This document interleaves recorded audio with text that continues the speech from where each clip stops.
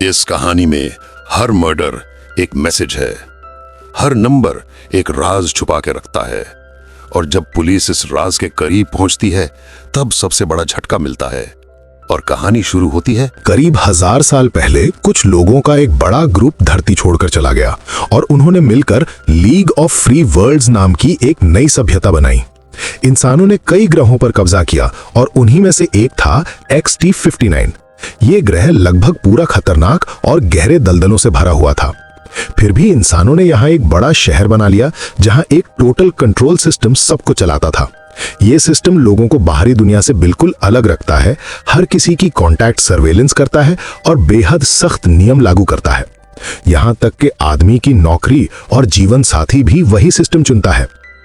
Christie को अपनी दी गई नौकरी भी पसंद नहीं थी और ना ही सिस्टम द्वारा दिया गया पति, इसलिए उसने उन्हें छोड़ने की कोशिश की और इसी वजह से उसे तुरंत अरेस्ट कर लिया गया। क्रिस्टी के साथ 8 और कैदियों को एक खास जेल में ले जाया जाता है। उन्हें कुछ देर तक दीवार के सहारे खड़ा रखा जाता है ताकि सिस्टम उनकी पूरी बॉडी स्कैन कर सके।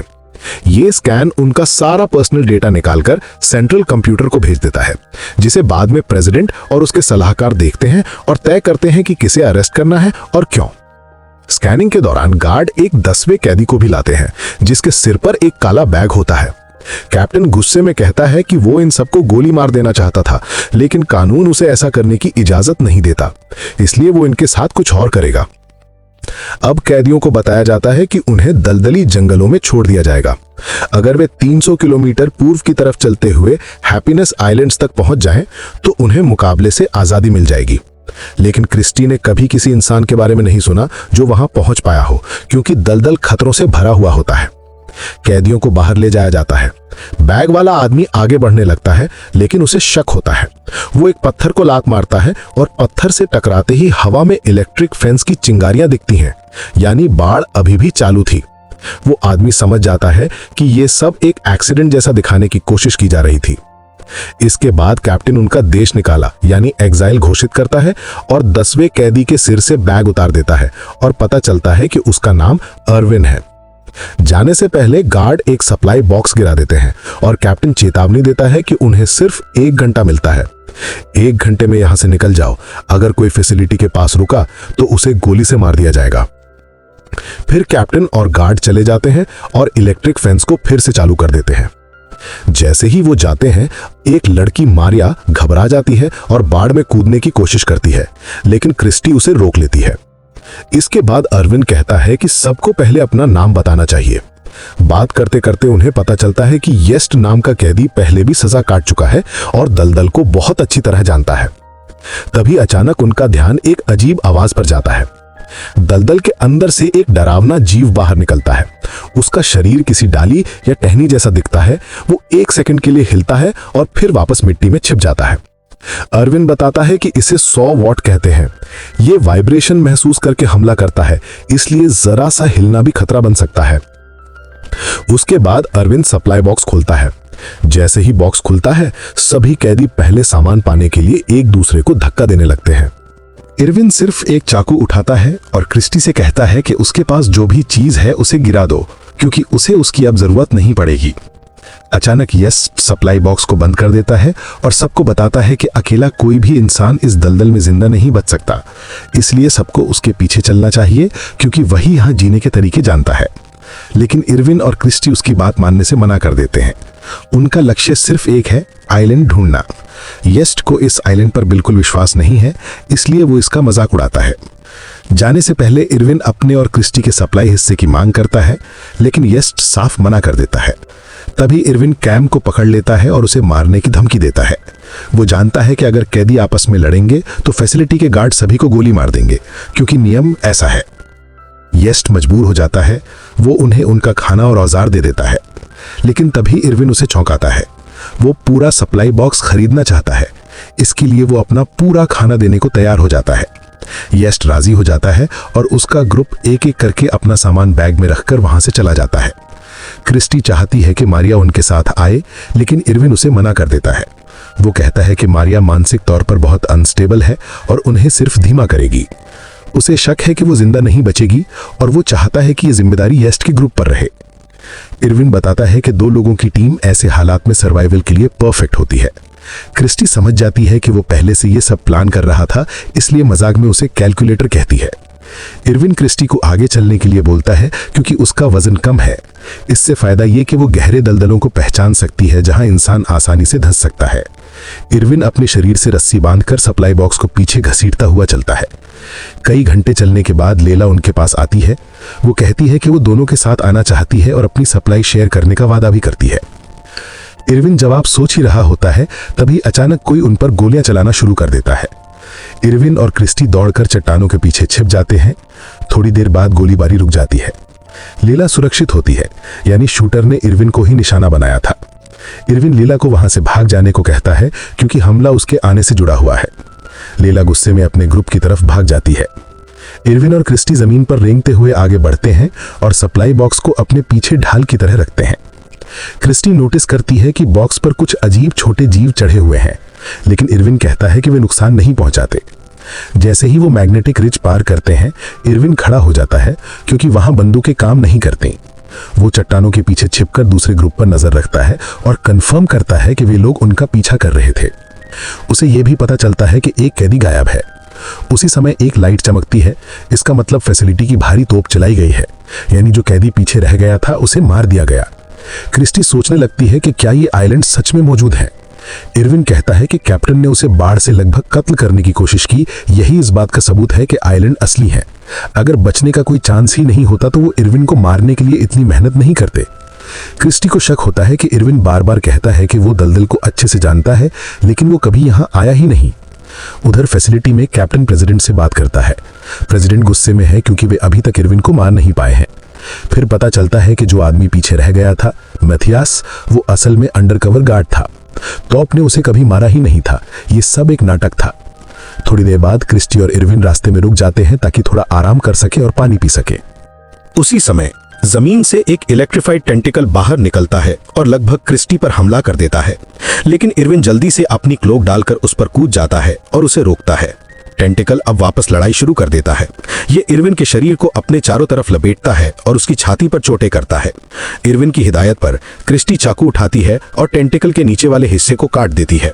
इससे वो अंडरग्राउंड क्रीचर पीछे हट जाता है। इरविन तय करता है कि वो कटे हुए टेंटिकल को अपने हथियार के रूप में रखेगा। इसके बाद क्रिस्टी इरविन की जख्म की सफाई करती है और अपना अपराध स्वीकार करती है। वो बताती है कि उसने हत्या की थी। उसने डिवोर्स की अनुमति लेने की कोशिश की थी, लेकिन सरकारी कर्मचारी ने छेड़छाड़ की, इसलिए उसने स्व सुरक्षा में कार्रवाई की। तभी दूसरी ग्रुप की आवाजें और कदम सुनाई देते हैं। जब येस्ट बॉक्स चुराने की कोशिश करता है, इरविन तुरंत टेंटिकल को फटकार की तरह इस्तेमाल करता है और उसे पीछे रखता है। येस्ट की ग्रुप पीछे हट जाती है और इरविन क्रिस्टी अपनी यात्रा जारी रखते हैं। कुछ घंटे बाद इरविन नोटिस करता है कि येस्ट और उसका ग्रुप अभी भी उनका पीछा कर रहा था। क्रिस्टी सोचती है कि अगर येस्ट आइलैंड पर विश्वास नहीं करता तो वे लोग कहां जा रहे हैं। इरविन अनुमान लगाता है कि वे रॉटन शूल की ओर जा रहे हैं, एक पुराना जेल जहां सामाजिक बहिष्कृत लोग रहते हैं। तभी इरविन देखता है कि 100 वॉट जमीन से बाहर निकल रहा है। वो क्रिस्टी से कहता है कि लेट जाओ, बिना हिले या आवाज किए। दूसरी ग्रुप लगातार आगे बढ़ती है। 100 वॉट उनकी वाइब्रेशन महसूस करता है और अपनी ब्रांचेस ऊपर भेजना शुरू कर देता है। येस्ट आखिरकार सबको कहता है कि फ्रीज हो जाओ, लेकिन बहुत देर हो चुकी थी। बड़ा 100 वॉट बाहर निकलता है और हमला करने के लिए अपना शरीर झुलाता है। ज्यादातर कैदी इससे बचकर निकल जाते हैं, लेकिन मारिया और चॉप ब्रांच में फंस जाते हैं। सौभाग्य से चॉप के पास चाकू था और वो तुरंत ब्रांच काटकर खुद को बचा लेता है, लेकिन क्रीचर फिर से पुनर्जन्म करता है और उनके सामने भयंकर संरचना बना देता है। ये सबको याद दिलाता है कि चुपचाप खड़े रहो, लेकिन चाइम डर के मारे भाग जाता है। एक ब्रांच उसके टखने को पकड़ लेती है और मुख्य शरीर उसके ऊपर उतरता है। चाइम को पकड़कर वो उसे अंडरग्राउंड ले जाता है। बाकी ब्रांचेस भी गायब हो जाती हैं। क्रिस्टी इरविन से नाराज होती है कि उसने बाकी लोगों को क्रीचर के बारे में चेतावनी क्यों नहीं दी। इरविन उसे याद दिलाता है कि उनको जिंदा रहना है और उसे आगे बढ़ने के लिए मजबूर करता है। फैसिलिटी में प्रेसिडेंट अधिकारियों से कहता है कि वो चाहता है कि वे इरविन को पकड़ कर लाएं, उसे एडवाइजर कहते हुए। अगर वे नाकाम हुए तो प्रेसिडेंट खुद अधिकारियों को कैडी बना देगा। कुछ देर बाद जब इरविन क्रिस्टी आराम कर रहे थे, क्रिस्टी ने अजीब सी आवाज सुनी। पीछे मुड़कर देखा तो सामने एक भयंकर दृश्य था। एक विशाल छोटे जीवों का झुंड बहुत तेजी से उनके पास आ रहा था। क्रिस्टी तुरंत भागने की कोशिश करती है, लेकिन इरविन उसे रोककर पीछे खींच लेता है। जब एक जीव उनके पास हमला करने आता है, इरविन वेब की तरह टेंटिकल का इस्तेमाल कर उसे मार देता है। फिर वो क्रिस्टी को सप्लाई बॉक्स में ले जाता है।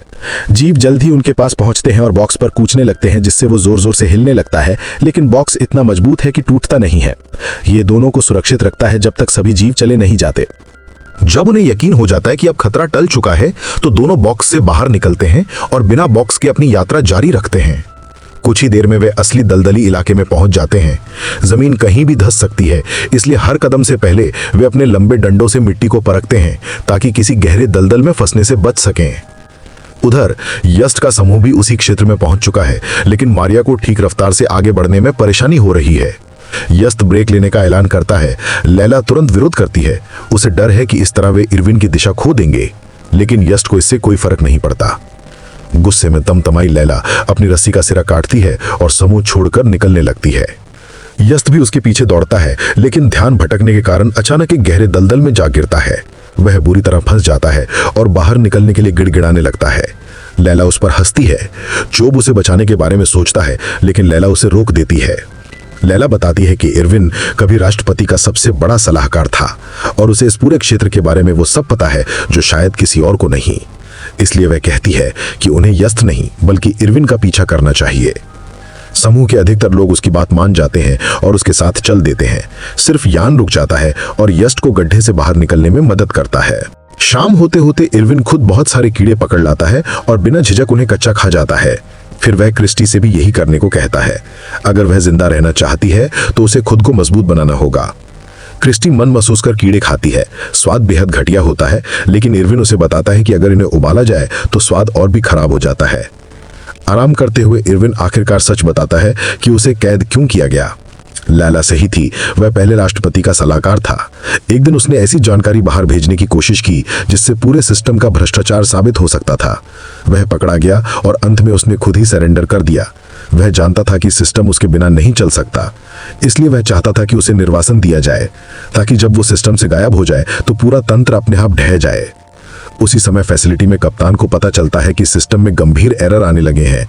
कम्युनिकेशन सैटेलाइट एक एक करके बंद हो रहे हैं, लेकिन कोई भी सिस्टम को रीस्टार्ट नहीं कर सकता क्योंकि एकमात्र व्यक्ति जो कोड जानता है वो इरविन है।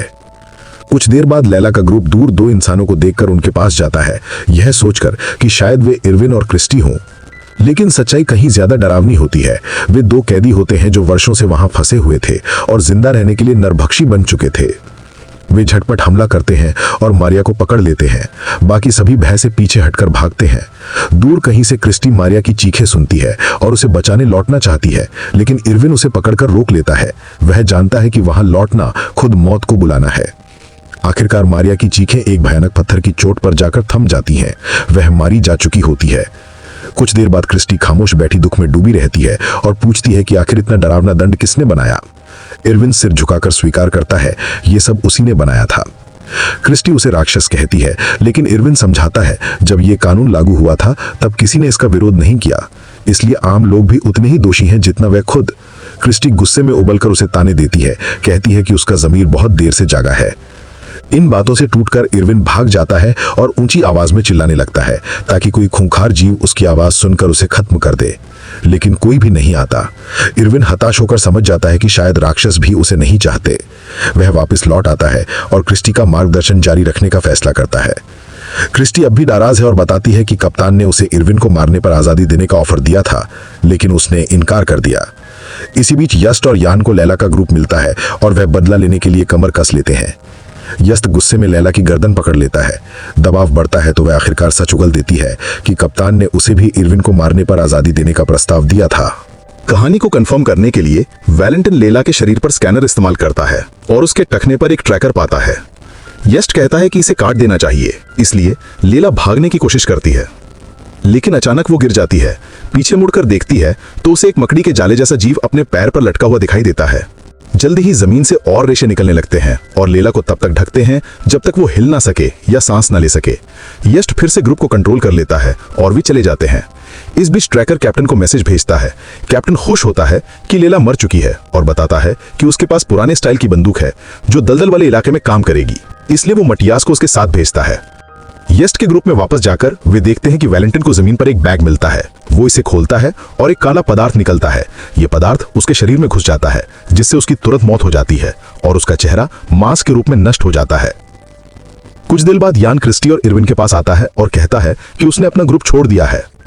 इरविन उसे यकीन नहीं करता और सही साबित होता है जब एक चीज उसके सिर पर लगती है, जिससे वो बेहोश हो जाता है।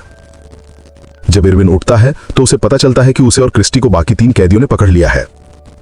यस्ट बताता है कि वे सड़े हुए झुंड के एंट्रेंस के पास हैं, लेकिन उन्हें वहां पहुंचने के लिए प्लान चाहिए, वरना हमला हो सकता है।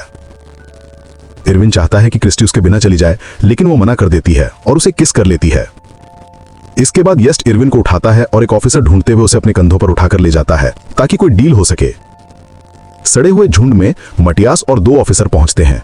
वे वहां छिपे कुछ कैदियों को बेहोश कर देते हैं और एक से पूछताछ करते हैं, जो कसम खाता है कि हाल ही में कोई नया नहीं आया है। अचानक अंधेरे में क्रॉसबो से गोली चलती है, जिससे एक ऑफिसर मर जाता है। मटियास और दूसरे गार्ड तुरंत जवाबी फायरिंग करते हैं, जिससे कई कैदी मर जाते हैं और आधा कमरा तबाह हो जाता है। बाहर चौब अकेला घूम रहा होता है और जल्दी एक 100 वॉट की डालियां उसे घेर लेती हैं। जब ऑफिसर शोर की जांच के लिए बाहर आता है तो 100 वॉट हमला करता है और उसे पकड़ लेता है। इस लड़ाई में गलती से उसकी बंदूक चल जाती है और अचानक आई गोलियों से चौब के कंधे पर चोट लग जाती है। हथियार गिर जाता है और जीव शरीर के साथ गायब हो जाता है। इस बीच यस्ट और इरविन एक सीक्रेट टनल का इस्तेमाल करके सड़े हुए झुंड में घुस जाते हैं। यस्ट इरविन को छिपा देता है और मटियास से मिलने के लिए दूसरे कमरे में जाता है और डील के लिए कहता है। मटियास मान जाता है और अपनी बात की गारंटी के तौर पे उसे अपनी बंदूक दे देता है। जब यस्ट उसे इरविन से मिलवाने ले जाता है तो इरविन पहले ही जा चुका होता है। मटियास अपने स्कैनर का इस्तेमाल करके इरविन की लोकेशन पता लगाता है, लेकिन इसे अपने तक ही रखता है। यस्ट खोज शुरू करने के लिए आगे बढ़ता है और मटियास उसे गोली मारने के लिए तैयार हो जाता है। यस्ट उसे सुनता ही पहले गोली चलवा देता है, हालांकि बंदूक में कोई गोली नहीं होती। मटियास जल्दी से उसे 2 गोलियां मारकर गिरा देता है। इसके बाद मटियास एक पर्दे के पीछे देखता है, सोचकर कि इरविन वहीं छिपा है, लेकिन उसके स्कैनर ने जो लोग खोजे वो यान और क्रिस्टी होते हैं। यान को मारने के बाद मटियास क्रिस्टी को पकड़ लेता है और चेतावनी देता है कि अगर इरविन बाहर नहीं आया तो वो उसे भी मार देगा। उसी समय चोब दूसरी गार्ड की बंदूक लेकर बिल्डिंग में घुसता है। वो इरविन से मिलता है और दोनों तुरंत एक प्लान बनाते हैं। दोनों अपनी छिपने की जगह से बाहर निकलते हैं और इरविन क्रिस्टी को बचाने के लिए खुद को सरेंडर करने की पेशकश करता है। मटियास क्रिस्टी को छोड़ देता है, लेकिन जैसे ही चोब प्लान के अनुसार इरविन को गोली मारने वाला होता है, युस्ट अचानक पीछे से आता है और मटियास के सिर में चाकू घोंप देता है। मरते वक्त मटियास गलती से अपनी बंदूक चला देता है। गोली क्रिस्टी को लगती है, लेकिन लकीली वो असली गोली नहीं, सिर्फ एक सेडेटिव होती है। इरविन घायल पड़े युस्ट को धन्यवाद देता है। मौत का दर्द झेल रहा युस्ट जहर वाला कैप्सूल मांगता है और इरविन उसे दे देता है ताकि वो शांति से मर सके। कुछ समय बाद इरविन, क्रिस्टी और चोब किनारे पर पहुंचते हैं और समुद्र में छोटे छोटे आइलैंड्स दिखते हैं। चोब निराश हो जाता है, उसे लगता है कि अब कोई उम्मीद नहीं बची, लेकिन इरविन नोटिस करता है कि आइलैंड्स हिल रहे हैं। वो समझ जाता है कि ये असली आइलैंड नहीं, बल्कि दलदल के तैरते हुए 2 मैट है, जो किसी इंसान का वजन उठा सकते हैं। तीनों एक मैट पर चढ़ जाते हैं और अपने डंडों से उसे किनारे से दूर धकेलते हैं, उम्मीद करते हुए कि यही उन्हें उनकी आजादी की ओर ले जाएगा।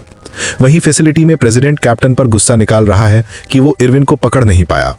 इसी बीच सिस्टम एक एक करके फेल होने लगते हैं, क्योंकि कोड सिर्फ इरविन ही जानता है। कैप्टन आखिरी कोशिश में एक और ऑफिसर को भेजता है, उम्मीद करता है कि वो इरविन तक पहुंच जाएगा। इधर तैरते आइलैंड पर चोब को एहसास होता है कि उसके कंधे पर जो गोली लगी थी उसका खून रुकने वाला नहीं है। धीरे धीरे वो समझ जाता है कि वो ज्यादा देर तक जीवित नहीं रहेगा। मृत्यु का इंतजार करने के बजाय चोब समुद्र में कूद जाता है। वो इरविन और क्रिस्टी को अलविदा कहता है और अगले ही पल पानी के अंदर से एक जीव उसे खींच लेता है। कुछ घंटे बाद वो ऑफिसर उन्हें एक एयरक्राफ्ट में ढूंढ लेता है, लेकिन बहुत देर हो चुकी होती है।